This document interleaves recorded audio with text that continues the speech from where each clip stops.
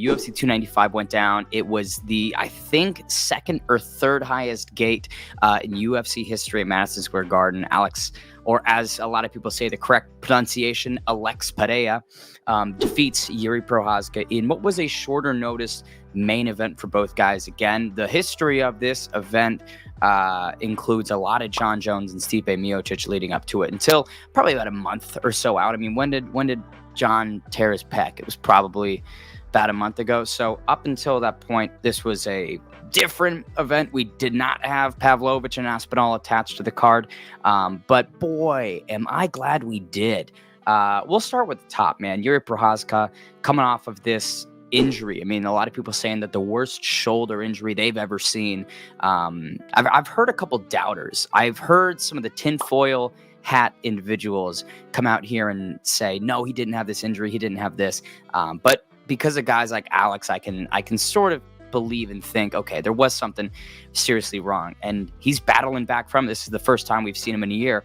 And since then, Alex Pereira has just been lighting it up. This guy's had an incredible 365 days. Started the year as the middleweight champion, I believe, and now is leaving as the light heavyweight champion. Who does this? Who does this in our sport? Nobody. But it cannot be stated enough how incredible what he did at UFC 295 is. So they come in there and they have a clash, and Pereira gets him out of there in round 2. And there was a little bit of controversy. Immediately afterwards, there was a lot of people that were thinking it was a bad stoppage. They said it was an early stoppage. And then that whole narrative 24 hours later is completely different by a couple things. You know, by Yuri Prochazka's own admission, he was out. He agreed with the stoppage. Several other angles came to light. And it was, I'll say this, it was kind of interesting to see the narrative and the same people go from it was an early stoppage, that was so early, Mark Goddard,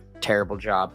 And then like a day later, it's the same idiots that are going, what a great stoppage. Like, I can see that. And, you know, Mark Goddard, best in the business for him to recognize in that moment that Prochazka's out. It just reemphasizes a couple of the reasons why I dislike some of the people that watch this fucking sport. Either way, yeah, it was an interesting sequence of events. You know, Yuri Prochazka, there was a combination. It does touch up Alex Pereira. I mean, I thought that, Prochazka was about to start pouring it on, but a beautiful, it was two hooks. I mean, it was a right, and then the signature Alex Pereira left hook completely floored Yuri Prochazka. It was wild how much power that he's able to generate by such a small position. You know what I mean? Just turned directly into that 3, and Prochazka goes down, does get onto a double leg attempt and has the hands clasped momentarily, but not enough.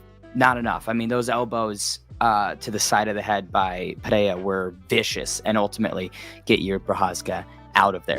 But that was the main event, of course, Yuri Prochazka and Alex Pereira. And for Yuri, it's really, I mean, boy, that's gotta suck. That's gotta fucking blow. Coming back from the serious shoulder injury against a true knockout artist in Alex Pereira, and then getting knocked out. Like, it's unreal. And he had his moments. You know, I think that he had a couple great shots and some good sequences, but he was eating those calf kicks like nobody's business. He had no answer for the leg attacks downstairs. And I don't know. I can't wait to see him back. I hope he comes back probably second quarter 2024, I would imagine. And maybe you could do him against, it's kind of difficult because, you know, Jan Blachowicz and Alexander Rakic was announced. Ankalaev and Johnny Walker was announced. So the next man that's still on the books, and maybe he even has a fight, I don't know, Yuri Prochazka versus Nikita Krylov. Krylov's number 6 right now. And I can't remember if, there you go, Takir Khan. I'm looking, Krylov, maybe Anthony Smith, who just got that split decision over Ryan Spann. Maybe Smith versus Prochazka, but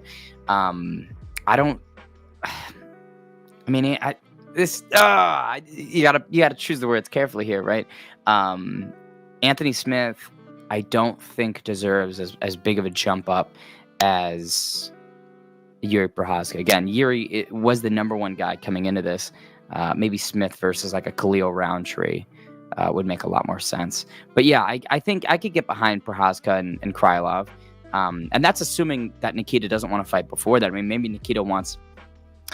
Well, yeah, I mean, there's nobody above him, so he'd be kind of defending the ranking. But if he wants activity, right? If Krylov wants activity, then that one wouldn't really work out. But either way, I think that there's options for both guys. Pereira, the Jamal Hill fight, I think does have to occur at some point in time.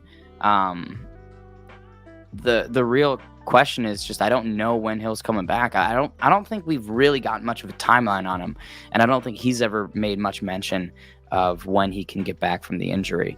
So if it really is a serious extended layoff, Adesanya, Pereira, 3, I guess, inside the UFC, right? Would anyone be mad at that? That's the question. Would anyone here be mad at Pereira versus Adesanya as he moves up to 205? I don't think I'd be all that mad. Genuinely, like there's been worse title shots given to people, and I understand that Adesanya's coming off of a shutout performance at 185, but the story that's between Alex Pereira and Adesanya is one of the greatest rivalries in combat sports. Why the fuck not? You know what I mean? And yeah, JN UFC 300. That's July, I think. July. Pereira Adesanya for the light heavyweight throne. Now here's the question. Here's the issue. Is at UFC 300, I keep seeing the rumor, and John Kavanaugh was on the MMA Hour today, and he was saying that because if Conor is going to be at UFC 300 and he's competing at UFC 300, there is no shot in hell he's not the main event. You know for a fact that they're going to make Conor the main event. And so now you have to say to all these champions and other people on the pay-per-view, hey, you get to be below Conor McGregor. And would they want that? Would a guy like Israel Adesanya want that? I don't think so. I mean, Izzy's got that, that chip on his shoulder, and both him and Alex Pereira have done a lot in the sport that I'm like, should we put them under a guy who barely has one win in 6 years? And that's discounting McGregor. I mean, I'm making a little bit of a joke there. Conor versus who? It has to be. I mean, LeCoin. It's got to be Michael Chandler.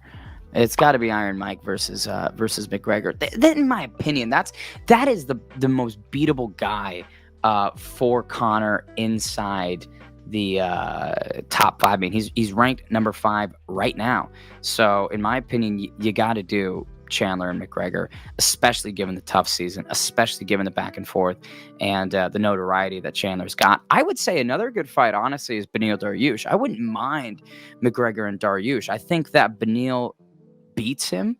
I think Beneil's better everywhere, but at the same time, he just got first round TKO'd by Charles Oliveira. We've seen him get sparked by, guys like Alexander Hernandez. He ate that flying knee from Edson Barboza and was put out. So, the left hand of McGregor, we talk about how much of a double barrel shotgun it is. It could also get by Dariush. But I don't think that they would do that. I don't think that packs as much punch as McGregor versus Michael Chandler.